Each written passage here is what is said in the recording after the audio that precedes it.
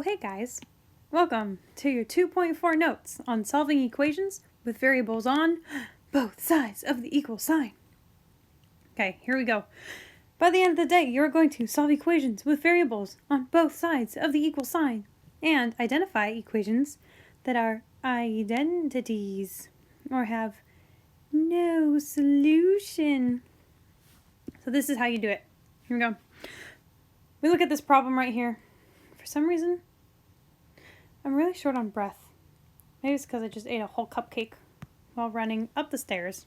Anyway, and you look and you say, wow, we've got this 2 that needs to be distributed into both of these parentheses right here.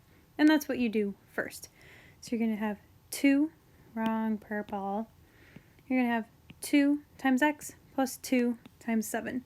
So in your x plus 7, each of them gets a 2 times that thing. And then on this other side, we still have 5x plus 2. In fact, we're not going to do anything with that for a while, so we just kind of leave it alone. 2 times x is 2x, and 2 times 7 is 14.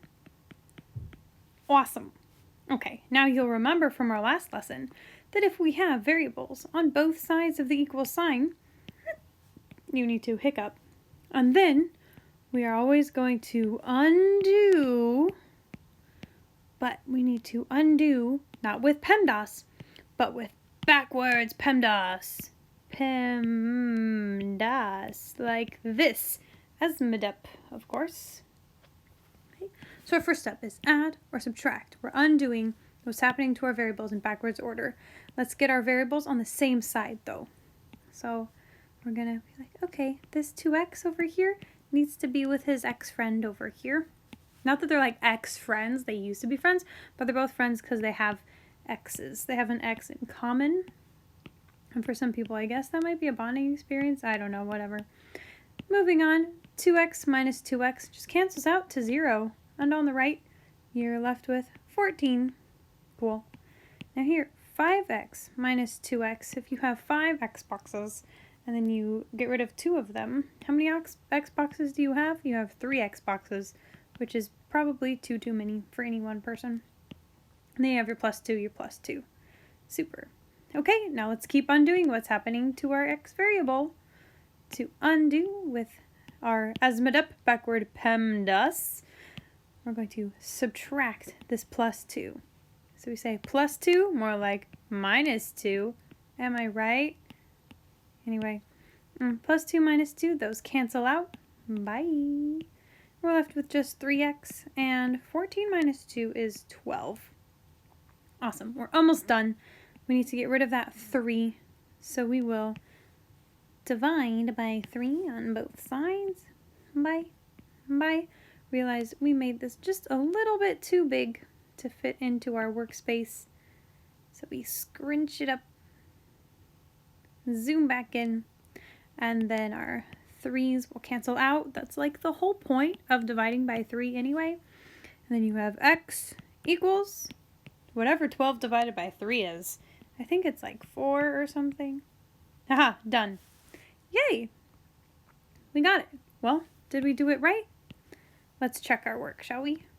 Is it true that 5 times x plus 2 equals 2 times x plus 7? Well, if x equals 4, let's plug in a 4 every time we see an x.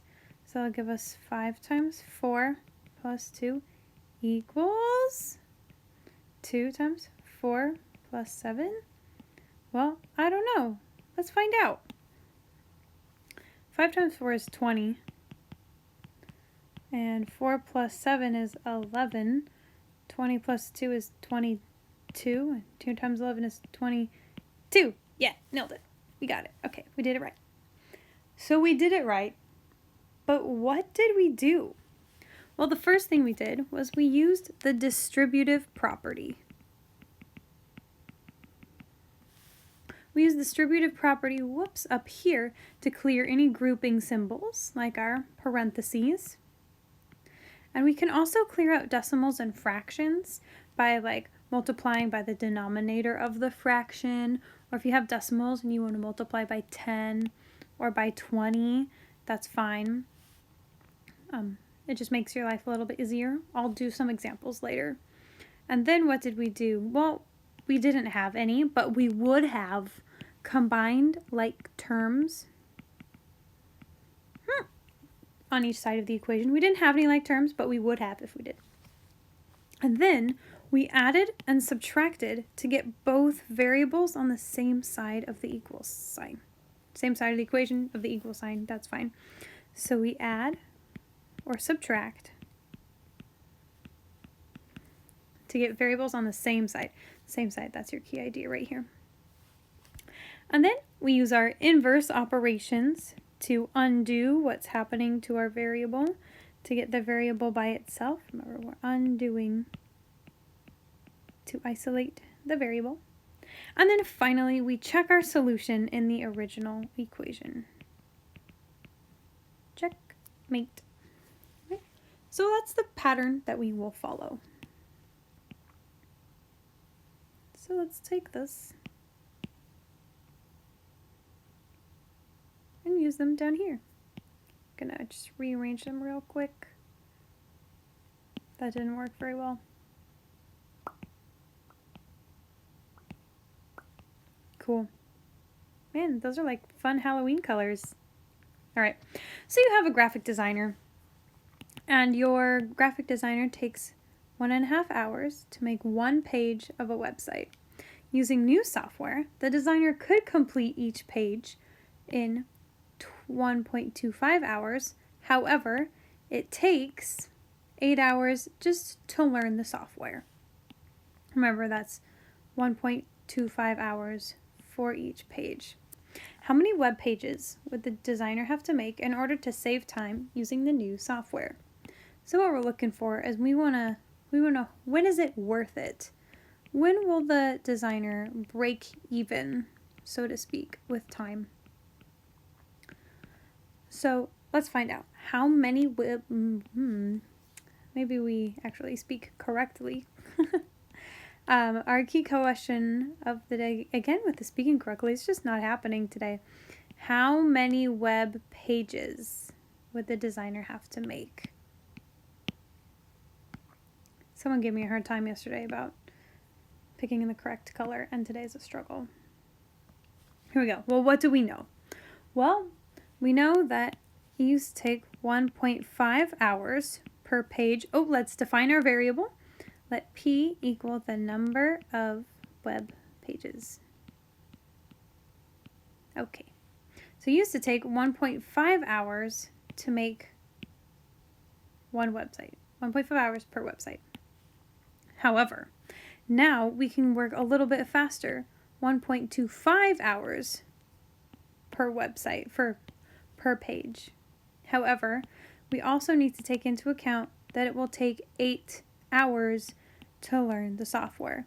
So you're actually gonna get 8 hours behind, but then you'll try to make up some time because you'll go faster. So how many web pages do you need for them to be equal? Well, let's find out. I'll get rid of the color so it's less confusing. Okay, we don't need to distribute, but I don't like these decimals. Decimals are rough. So I'm going to multiply both sides by 4 because we're working with quarters to make them break even. I could totally multiply by 100 and that would clear that out, but that's really big and I'd rather not. Okay, so I have 4 times 1.25p, yeah, okay, plus 4 times 8 equals 4 times 1.5p. That'll give us 6p. And 4.125p is 5p plus 4 times, whoa, sorry guys, 4 times 8 is 32. Now we're solving for this variable. So how are we going to get p all by itself? Well, let's add and subtract to get p on the same side of the equals sign. So we have a couple options. We could subtract 6p to get 0 equals negative p plus 32. However, I like to keep my my coefficients positive. I like to deal with positive numbers, so I'm always going to subtract whatever the smallest one is. I want to find a way to keep all my numbers positive. So those will cancel out. 6 minus 5p is just p, and then 32 is just 32. That's super. Okay, so he needs to make 32 web pages in order for learning this software to be worth it. Awesome. Okay, let's take our instructions and move them down here too. What is the solution of that guy? Wow, that's a lot. First, let's clean it up. Let's clean it up best we can. We could distribute this 1/2 to each of the terms, but there's a better way, and I'll show you the better way after we clean this side up. So I see that we have some like terms here. We have 3x and another 3x. So I'm going to go ahead and add them up together to get 6x, and then we still have that minus 4.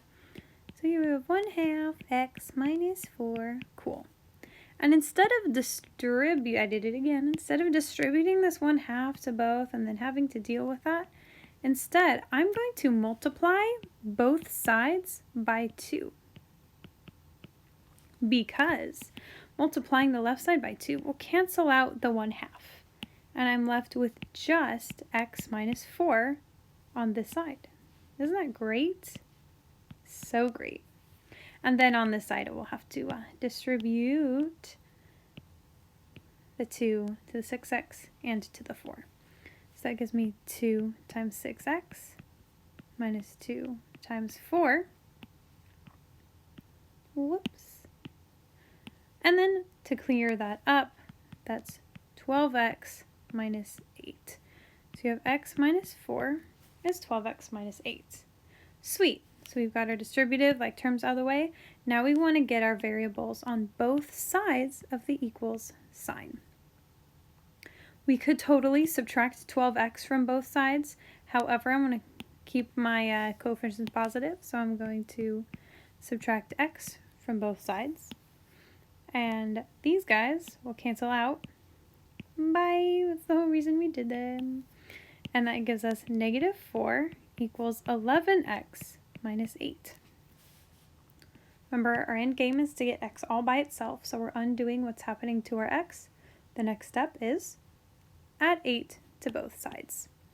So we'll add 8 here, add 8 here. Yay! And then I keep hitting the wrong color. I'm sorry. And then these cancel out. Bye-bye. Negative 4 plus 8 is positive 4. So we have 11x. And then finally, we need to divide by 11. I guess I'm always making these steps yellow, aren't I? And then these 11s will cancel out. Super duper. You get x equals 4 over 11, which cannot be reduced. Haha, we did it. Now let's check our solution. Oh man, I really hope this is right, because this is going to be gross. But that's okay. It just be like that sometimes. Okay, 1/2 of 4/11 minus 4. Tell you what, guys. I'll check it after the video's done, and if we did it wrong, I'll let you know. Oh no, I scrolled too far. Okay. So here we go. We have one more thing. A new identity. I gave it away. A new term for you is called an identity. Now, your identity is who you are. How do you identify? How do you see yourself? Okay. So an identity is an equation that's true for every possible value of the variable. For example, x will always equal x. This is where identity comes from because it is itself, right? No matter what you plug in for x, this is always true. Also, 4 minus x equals 4 minus x. That's always true. You know what else is always true? That 8 equals 8. No matter what variable you have, 8 will always be equal to 8. Ha! All right, that's great. Mate. Okay, so let's say you have an equation like this one. and I ask you to solve it. And you say, oh, I got this. I'm a pro. I know to distribute this guy, and that'll give me 2 times 5x, which is 10x, plus 2 times 6, which is 12. And instead of 10x plus 12, okay, yeah, nice. I'm going to get my variables on both sides by subtracting 10x from both sides. I get minus 10x minus 10x. And then this side is 10 minus 10. That's great. And 10 minus 10, that's gone. Okay, cool. And I get that 12 equals 12. Well, guess what, guys? This will always be true. In fact, if this is always true, we have an equivalent equation, 10x plus 12 equals 10x plus 12. That's always true for every single variable ever. So what do we call this? We call this an identity. So here, we don't say, oh, 12 equals 12, that's my answer. No, we say this is an identity, and that's your final solution. Yay! So no matter what you plug in for x, this equation will always be true. And we love it. Let's do another one. Okay, so here, I see that on the on the right side of the equation, I have negative 3m and 12m. So I'm going to combine those real quick before we do anything further. Negative 3 plus 12 is 9, so it gives us 9m plus 5. So in case you missed it, these joined to get that. Okay, super duper. We have 9m minus 4. Okay, now we have two variables. So I want to get them on the same side by subtracting 9m. And then this 9m will just cancel out. This 9m will just cancel out, leaving us with negative 4 equals 5. That is not true. So that can't ever happen. No matter what we plug in for m, this equation will never ever be true. So instead of having an identity, we have an identity crisis. I'm just kidding. It's not called an identity crisis. There's no solution because there is no value of m that will make this true. Sad day. There's no solution. Ta-da! There you have it. That's how to determine if an equation is an identity or if it has no solution. And then remember to follow these steps.